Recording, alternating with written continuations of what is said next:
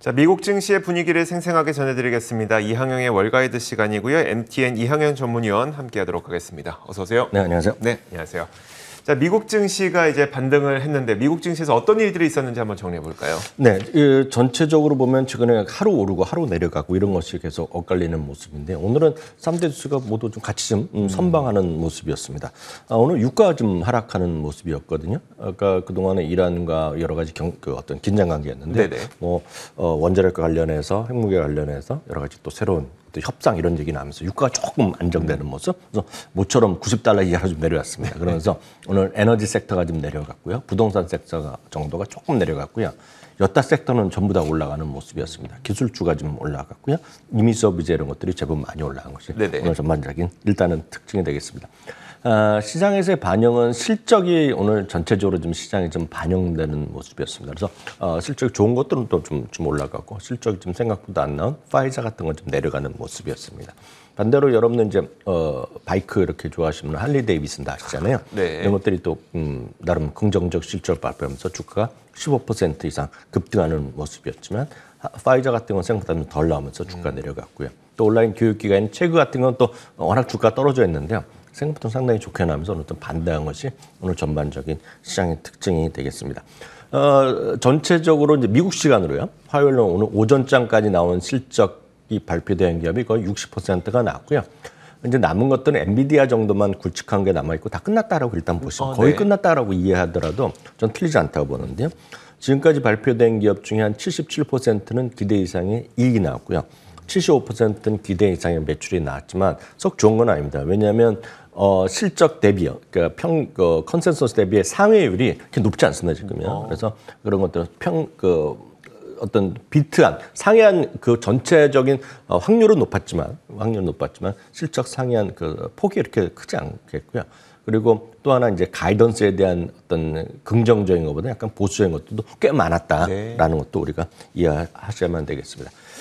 다만 이제 오늘 중요한 것은 앞서 이제 유가는 조금 안정돼서 긍정적이겠지만 금리가 이제 무섭게 올라가는 거죠. 물론 지금 현재 1.96 이하지만 오늘 정확하게 장중 1.97을 찍었었거든요. 그러니까 1.97%면 2%라는 거 아닙니까? 그러면 이 수준은 이 그림에서 보이다시피 작년뿐만 아니라 재작년, 즉 2019년 11월, 10월 이후 최고입니다. 그래서 결국은 팬데믹 이전으로 돌아갔고요. 이걸 팬데믹 이전으로 내려갔다는 것, 올라갔다는 것을 금리가 올라가서 걱정하는 해석할 수 있죠. 네네. 그러니까 똑같습니다. 그러니까 컵에 물이 반밖에 없으면 물이 반밖에 없다라고 걱정하는 분이 있겠고요. 이거 반이나 남았다는 분도 있습니다. 반면 이제 물을 꽉 차였을 경우에 물을 더 따르면 넘쳐 흐르는 경우도 있고 반이 남았으면 물을 앞으로도 반을 더 채울 수 있다. 뭐 여러 가지 해석이 가능한데 한편에서는 금리가 빠르게 올라가는 거지만 한편에서 보면 금리만 보면 냉정하게 금리만 보면 이제 정상화 됐다. 그러니까 백 투 노멀이기 때문에 오늘 월스트리트 저널 같은 경우에는 제목 자체가 금리에 관련해서 백 투 노멀이 오늘 지금 제목이거든요. 기사에서. 그러니까 그런 것들로 여러분들 너무 한쪽만 치우쳐 생각하지 말고 긍정적인 면도 있다라고 좀 말씀드릴 수 있겠고요. 말씀드렸다시피 유가도 조금 내려가는 모습, 그리고 미국 달러는 다행스럽게 계속 진정된 모습을 보였다라고 확인해 드릴 수 있겠습니다. 아무리 그 양면을 좀 다 살펴봐라라고 말씀을 하신다고 하더라도 금리 상승이 사실 투자자분들에게는 그렇게 반가울 수만은 없거든요. 금리 상승세에 대해서 좀 어떻게 바라봐요? 맞습니다. 금리 상승세가 악재죠, 분명히. 금리가 올라간다는 것 자체는 악재입니다. 호재 악재냐를 그냥 칼로 무베듯이 딱 자르면 호재냐 악재냐 무조건 악재죠. 이거는 역설적으로 이렇게 이해하시면 되겠습니다. 금리가 헷갈리는 것은 지금 최저금리, 초저금리 아닙니까? 제로금리고 유럽은 이제 마이너스 금리가 여전히 많은 거 아닙니까? 일본도 마찬가지. 그래서 지금 0에서 0.25 아닙니까? 미국 기준으로 보면 우리나라는 다르지만요. 그럼 이게 0.5가 되건 1이 되건 헷갈립니다.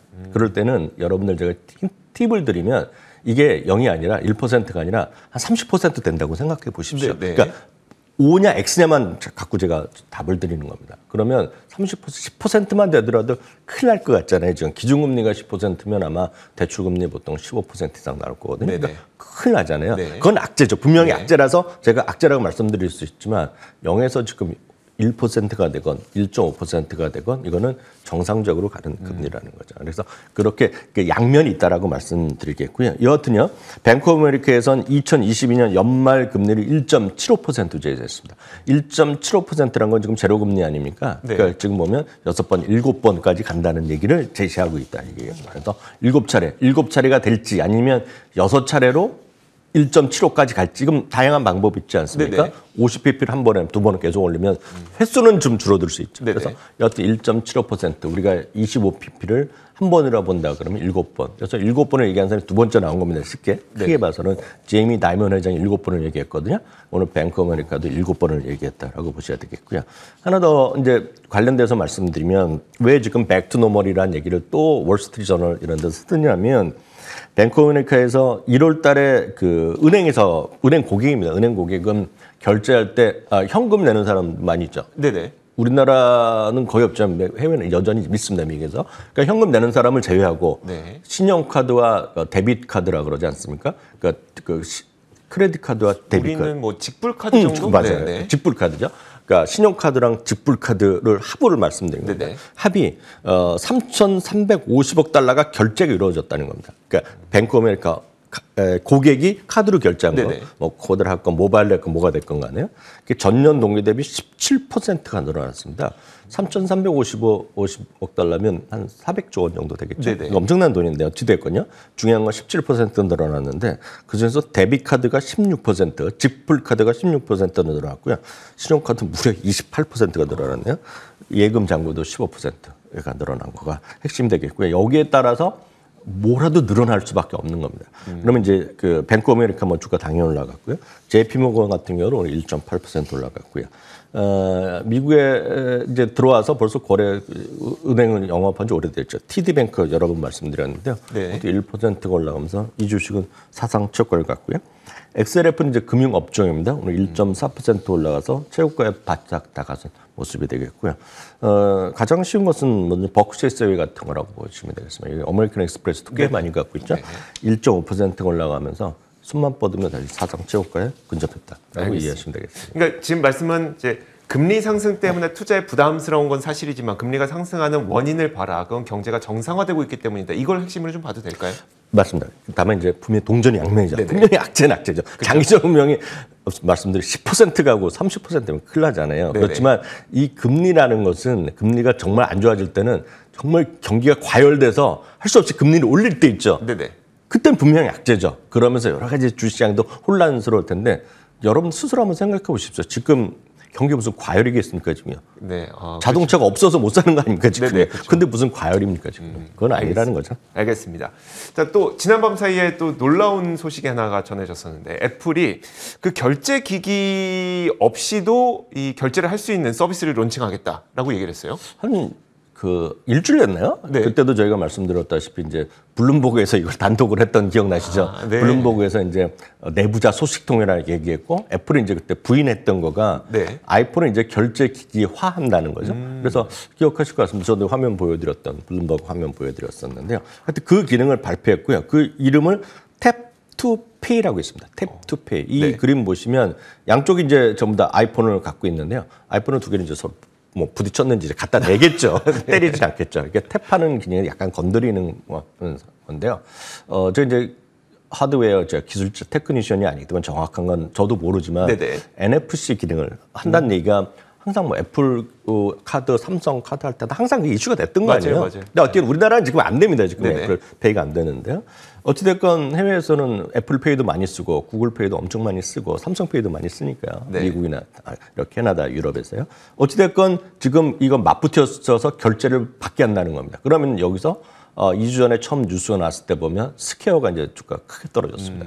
스퀘어란 거는 처음으로 저 애플이면 애플, 구글이면 그러니까 안드로이드 기기에다가 조그만한 걸 덧붙이는 기기입니다. 네네. 그래서 그걸 이용해서 결제를 받는 거로 뜨기 시작한 게 바로 스퀘어의 처음의 시작입니다. 시작. 네. 근데 그게 없어진다는 것이 되겠고요. 또 하나가 뭐가 없어지냐면 결제 단말기 없어지겠죠. 그렇죠. 그러니까 우리나라에도 보시면 많은 분들이 결제 기기가 다 있죠, 여러분들. 네. 식당 가거나 카페 가면 결제 무슨 요즘은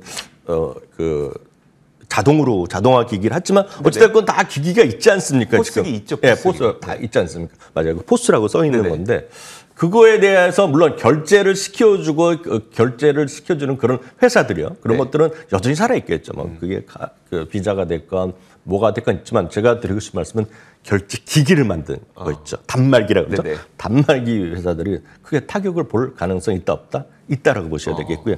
지금 처음에는요. 오늘 발표한 탭투페이라의 첫 번째는 지금 오늘 시작된 것 발표한다는 것은 아이폰 기기길입니다. 기기길인데요. 네. 이번에 벌써 그 다음 그림 보시면 나올 것 같은데요. 바로 카드를 갖다 댑니다.